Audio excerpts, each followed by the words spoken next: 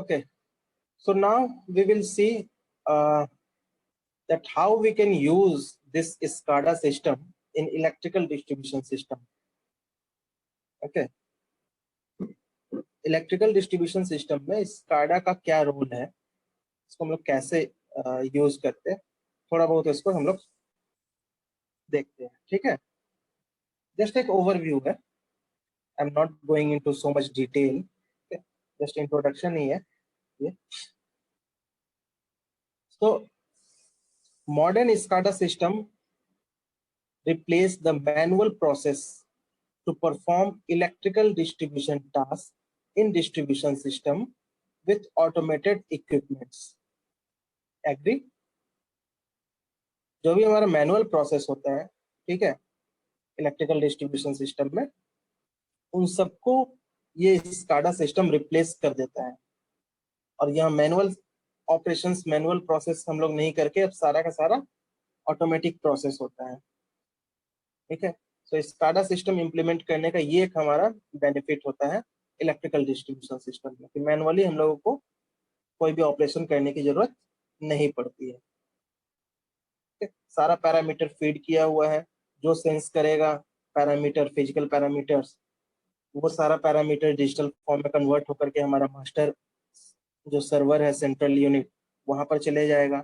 वहां पर हमारा फिर पैरामीटर सेट किया हुआ है, या कह सकते हो कि जो हमारा सॉफ्टवेयर यूज कर रहे हैं वहाँ प्रोग्रामिंग हमारा किया हुआ है कि अगर ये पैरामीटर इस रेंज से कम या ज्यादा होगा तो इस तरह का एक्शन इनिशिएट करना है. ठीक है, या इस तरह पैरामीटर का अगर इस रेंज से एक्सीड करता है या उससे कम होता है तो अलार्म जनरेट करना है. तो ये सारा एक हमारा इंफॉर्मेशन जो है, एक्शंस जो भी है, वो सारा कुछ फीड किया हुआ है हमारे SCADA सिस्टम में. Automatically all the actions will be initiated. We just need to monitor time to time that whether all the functions are happening in the sequence or not. Okay, तो ये बहुत बड़ा advantage है automation.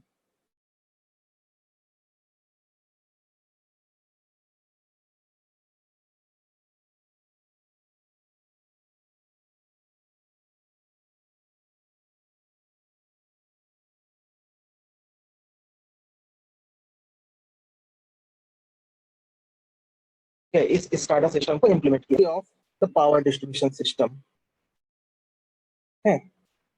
इसके efficiency हमारा improve कर गया इससे इलेक्ट्रिकल डिस्ट्रीब्यूशन सिस्टम का. तो और क्या हुआ इससे हमारा benefit, real time view into the operations.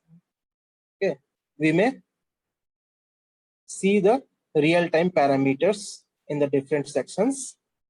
Okay, the data which are trending, जो भी डेटा है डिफरेंट सेक्शंस के real time, that we can see and we can monitor whether the data are within the limit or not. Okay, so that is the benefit of implementation of SCADA system in electrical distribution system. Okay, the complete process is automated.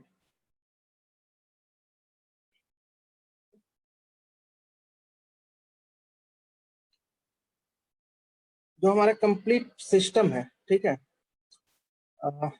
हम लोग अब इसको थोड़ा सा objectively देखें. जो भी हम लोग बात कर रहे हैं इलेक्ट्रिकल डिस्ट्रीब्यूशन सिस्टम की, तो इस SCADA सिस्टम को अगर हम लोग इम्प्लीमेंट करते हैं अपने सब स्टेशन और फीडर कंट्रोल के लिए, ठीक है, तो वहां पर ये इसका क्या बेनिफिट होगा, इस चीज को थोड़ा हम लोग समझते हैं. ठीक है, नॉर्मली हमारा क्या होता है, एक सब स्टेशन है, उस सब स्टेशन से फीडर्स निकल रहे हैं और वो कंज्यूमर तक जा रहे हैं. एग्री? Yes. अब यहाँ पर हम लोग अगर SCADA सिस्टम को इम्प्लीमेंट करते हैं तो हमारा किस तरह से ये बेनिफिट हमारे लिए होगा. ठीक है, इस चीज को अगर हम लोग थोड़ा सा देखते हैं. डिस्ट्रीब्यूशन सिस्टम की हम बात कर रहे हैं. डिस्ट्रीब्यूशन सिस्टम बेसिकली कहाँ से हमारा स्टार्ट होता है? पहले तो हमारा होता है primary transmission, secondary transmission, then primary distribution, secondary distribution. Normally हम लोग यही लिखते हैं। ठीक है, तो जो हमारा 33 kV डाउनवर्ड्स जो भी वोल्टेज रेटिंग आ रहा है हमारा, नॉर्मली ज्यादातर हम लोग उसी को कहते हैं 33/11 kV सब स्टेशन। ठीक है, उसके बाद 11 kV फीडर्स आया, वो हमारा डिस्ट्रीब्यूशन ट्रांसफार्मर तक आया। Then from distribution transformer the feeder went into the consumers households। ठीक है, ठीक है। तो 33/11 kV सब स्टेशन से लेकर कंज्यूमर हाउसहोल्ड जो भी है, वहां तक का जो भी सेक्शन है उसको हम लोग डिस्ट्रीब्यूशन सिस्टम में कह सकते हैं। ठीक है, इसको फिलहाल हम लोग यही मान के चल रहे हैं। ठीक है, प्राइमरी डिस्ट्रीब्यूशन है, सेकेंडरी डिस्ट्रीब्यूशन इसी रेंज में है। तो अगर सब स्टेशन क्या है, देखो आज के डेट में क्या होता है कि जितने भी सब स्टेशन है वो सारे इंटीग्रेटेड है। ठीक है, या तो इंटीग्रेट किए जा रहे हैं या कई सारे सब स्टेशन को इंटीग्रेट कर दिया गया, दैट मीन्स एक दूसरे से इंटरकनेक्टेड है। ठीक है, ये इंटरकनेक्शन का बेनिफिट क्या है? इंटरकनेक्ट करने का बेनिफिट क्या है? अगर किसी एक पर्टिकुलर एरिया में सपोज 4 सब स्टेशन है, ठीक है, अपने कॉलेज का एग्जांपल ले लो, फिर से वही चीज समझाने के लिए हम लोगों का एग्जांपल दे रहे हैं। भागलपुर में सपोज 4 सब स्टेशन है। ठीक है, अगर चारों सब स्टेशन को एक दूसरे से इंटरकनेक्ट कर देंगे तो इसका क्या बेनिफिट होगा इंटरकनेक्शन का? एक सब स्टेशन सबौर में है, एक सब स्टेशन सपोज तिलका माझी में है। ठीक है, एक सब स्टेशन जो है स्टेशन के पास है, और एक सब स्टेशन सपोज कि हमारा मायागंज वहां पर है। इन सभी को अगर इंटरकनेक्ट कर देते हैं तब क्या होगा बेनिफिट इसका?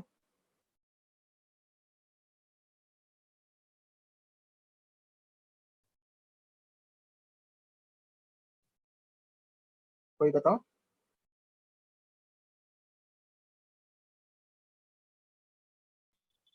रिंग मेन डिस्ट्रीब्यूशन सिस्टम के बारे में पढ़े थे पावर सिस्टम में? रिलायबिलिटी बढ़ जाएगा। रिलायबिलिटी बढ़ेगा, ओके।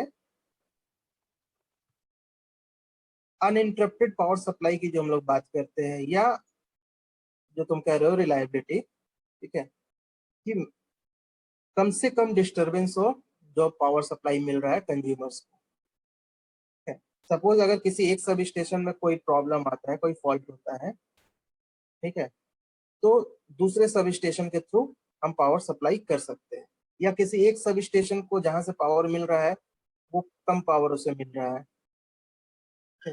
तो दूसरे सब स्टेशन से वो इंटरकनेक्टेड है, तो उस सब स्टेशन के फीडर के थ्रू हम एडिशनल पावर यहाँ भेज सकते हैं। ठीक है, सपोज कोई एक सब स्टेशन है जहां से इंडस्ट्रीज जो है, छोटे मोटे इंडस्ट्रीज है, वहां पावर सप्लाई जा रहा है, और किसी कारण से वो इंडस्ट्रीज काम नहीं कर रहा, कुछ दिनों के लिए बंद है, तब वहाँ पावर का रिक्वायरमेंट हमारा कम हो गया, तो उस सब स्टेशन को के पास सरप्लस पावर है, तो उस पावर को वो डाइवर्ट कर सकता है दूसरे सब स्टेशन में, और जो दूसरे सब स्टेशन से कनेक्टेड जो कंज्यूमर्स है उनको अगर कम पावर मिल रहा था तो वो ज्यादा पावर मिलने लगेगा। ठीक है, 24 घंटे में 20 घंटे ही अगर सपोज मिल रहा था तो उसे 22 घंटे मिलने लगेगा। So that is the benefit of interconnecting, interconnected substations। अब बात आती है कि इसी चीज को अगर हम लोग ट्रांसमिशन के लेवल पर भी देखें, अगर उस चीज पे भी हम लोग इसको इमेजिन करें, ठीक है, हाई वोल्टेज, तो जो डिफरेंट ग्रिड्स है, ठीक है, हाई वोल्टेज ग्रिड जितने भी है, अगर उन सबको भी इंटरकनेक्ट कर दे इसी तरीके से, तब क्या होगा?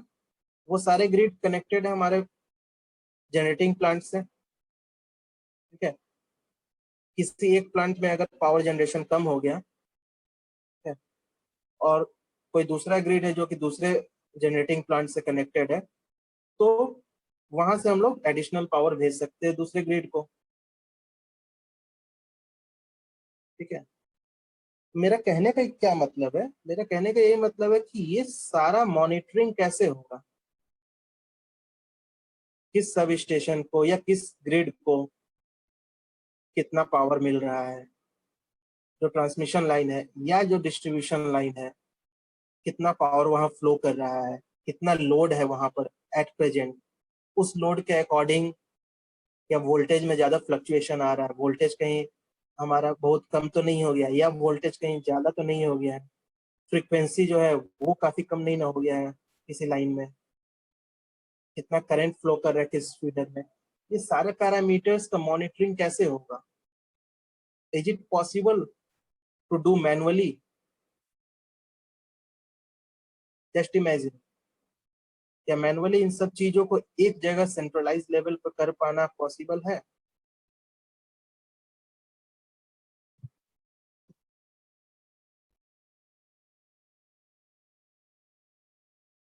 मेरी बात समझ में आ रही है मैं क्या कहना चाह Yes. रहा हूँ? Yes, sir. Is it possible that No. sub No, sir. parameters related with the substation, sub or substation, parameter related with the Tilkamadi substation, or the parameter related with the railway station substation. Okay.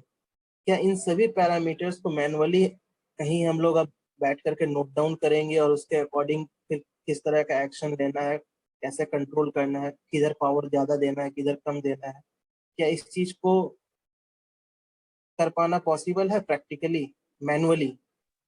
That is not No. Possible. यही मैं कहना चाह रहा हूँ।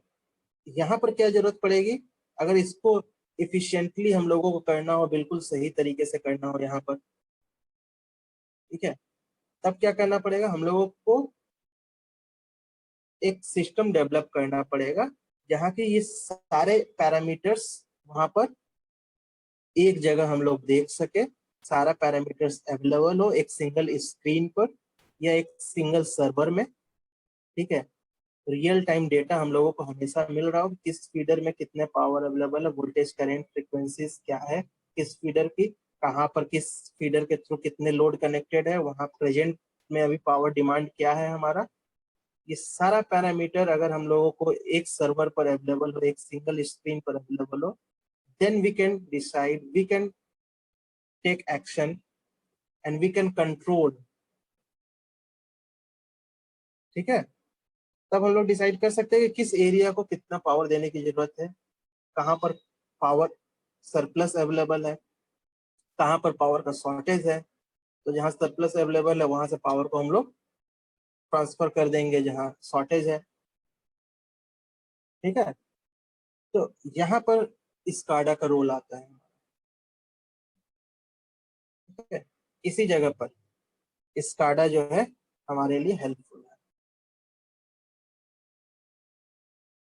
जब हमारा इस SCADA system को इम्प्लीमेंट करेंगे इस पूरे प्रोसेस को कंट्रोल करने के लिए, ठीक है, आइदर फॉर द डिस्ट्रीब्यूशन और फॉर द ट्रांसमिशन लेवल, ठीक है, तब हम इफिशिएंटली पावर को कंट्रोल कर सकते हैं, किस एरिया में कितना पावर हम लोगों को भेजने की जरूरत है, किस एरिया में कम पावर भेजने की जरूरत है, कहाँ पर फॉल्ट है, अगर किसी एरिया में फॉल्ट हुआ तो वो भी चीज हम लोगों को वहां पर लोकेट होगा एक सिंगल स्क्रीन पर। ठीक है, तब हम लोग देख सकते हैं इस चीज को।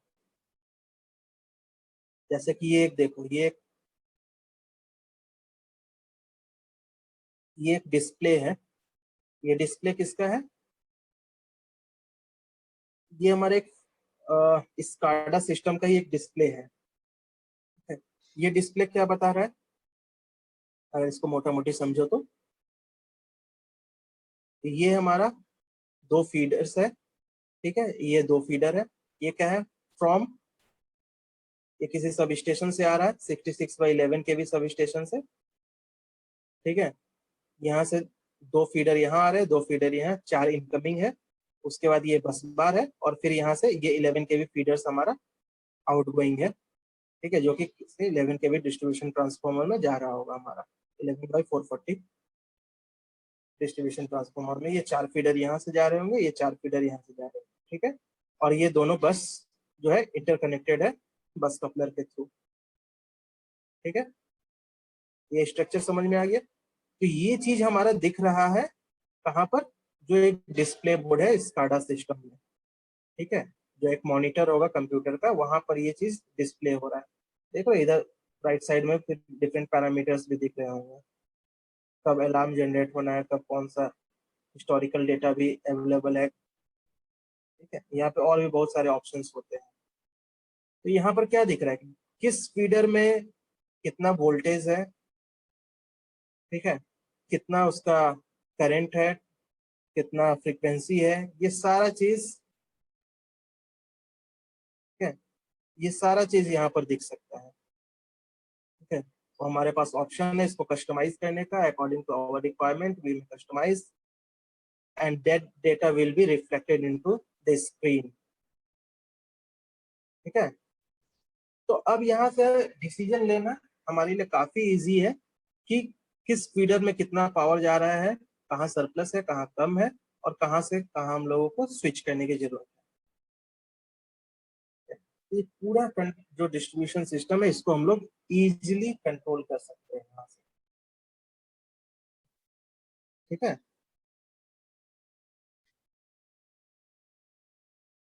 Is it clear? ये उतना ज्यादा क्लैरिटी नहीं दिख रहा होगा पिक्चर का, but approximately I think you can understand.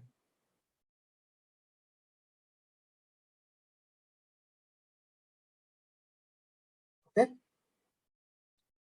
तो यही हमारा एप्लीकेशन कर सकते हो इलेक्ट्रिकल डिस्ट्रीब्यूशन सिस्टम में स्काडा का क्या रोल है, इस चीज से समझ सकते हो इस एग्जांपल से, ठीक है। एक फायदा और क्या है, फीडर और सब स्टेशन में तो हम लोग इस चीज को इम्प्लीमेंट कर लिए। इसके साथ एक फायदा हमारा और ये भी आएगा कि अगर कोई कंज्यूमर है हमारा, ठीक है, जो कि कह सकते हो उसको हैवी कंज्यूमर्स या इंडस्ट्रियल कंज्यूमर्स है, तो नॉर्मली क्या होता है कि जो एचटी कंज्यूमर जिसको हम लोग नॉर्मली कहते हैं, हाई टेंशन कंज्यूमर्स, या जिसे 11 केवी या 33 केवी फीडर की डायरेक्ट रिक्वायरमेंट होती है, ठीक है, हाई वोल्टेज की रिक्वायरमेंट जिस कंज्यूमर को होती है, नॉर्मली इंडस्ट्रीज में होती है। तो वहां पर आज के डेट में स्मार्ट मीटर्स लगे होते हैं, स्मार्ट मीटर के बारे में बताए थे जब हम लोग पढ़ रहे थे मॉड्यूल 1-2 इसके बारे में शायद, ठीक है। स्मार्ट मीटर में क्या फैसिलिटी होता है,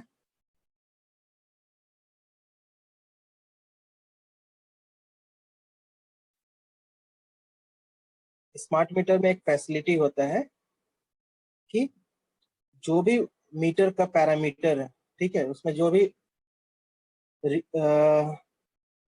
जितना भी कंजम्पशन हुआ है, ठीक है, जो मीटर में रिकॉर्ड हो रहा है, वो सारा का सारा जो डेटा है वो हम लोग देख सकते हैं रिमोट लोकेशन पर बैठ करके, ठीक है। और वो सारे डेटा को हम लोग डाउनलोड भी कर सकते हैं, ओके। तो ये जो स्काडा सिस्टम हम लोग जो इम्प्लीमेंट करेंगे इस डिस्ट्रीब्यूशन सिस्टम में, तो ये भी एक हमारे लिए बेनिफिट होगा कि जो भी हाई कंज्यूमिंग, जो भी पावर कंजम्पशन जिस कंज्यूमर का ज्यादा है, वहां पर स्मार्ट मीटर को इंस्टॉल करके और हम लोग उसके एनर्जी कंजम्पशन को भी मॉनिटर कर सकते हैं, ठीक है। Automatic bill generation, automatic meter reading, ठीक है, ये सारा कुछ प्रोसेस वहां से हम लोग कर सकते हैं with the help of the smart meter. क्योंकि स्मार्ट मीटर में क्या होता है, एक मॉडेम लगा होता है, ठीक है, and that modem will fetch the data of the meter and it will send to the server.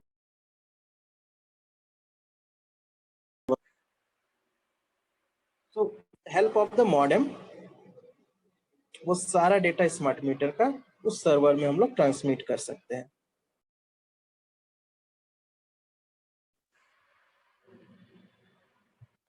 तो ये भी एक हमारा फायदा है SCADA सिस्टम को इम्प्लीमेंट करने पर. So now I think the role of SCADA in electrical distribution system, I think that is clear to all of you with this example. Okay. Yes, sir. So at the end, let's discuss about some advantages of implementing SCADA system for electrical distribution system. इसमें बहुत सारे points जो भी है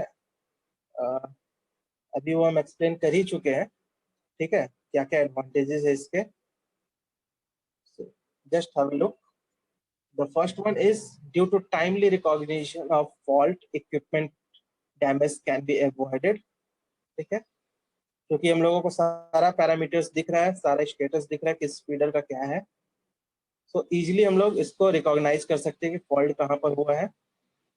ठीक है, किस स्पीडर में फॉल्ट हुआ है, तो उस स्पीडर का जो पावर फ्लो है वो वहां पर अफेक्टेड होगा, वो दिख जाएगा हम लोगों को. ठीक है, मॉनिटर पे. Continuous monitoring and control of distribution network is perform from remote location. Remote location से भी हम लोग देख सकते हैं, इसका मॉनिटर कर सकते हैं. Then it will save the labor cost by eliminating the manual operation. Manual operations यहाँ पर नहीं हो रहे, सारे automatic operation हो रहे. So that is the major benefit of implementing this SCADA system. It will also reduce the time, it will improve the efficiency of the system, and automatically it will improve the voltage profile and the power factor. Okay, क्योंकि proper power का अगर distribution होगा तो उससे हमारा क्या benefit होगा कि पावर फैक्टर और वोल्टेज प्रोफाइल जो है वो एक मेंटेन रहेगा, जो हमारा रिक्वायरमेंट है. ठीक है, so these are the advantages while implementing the SCADA system in the electrical distribution system. Okay, so this was all about the introductory part of the SCADA system.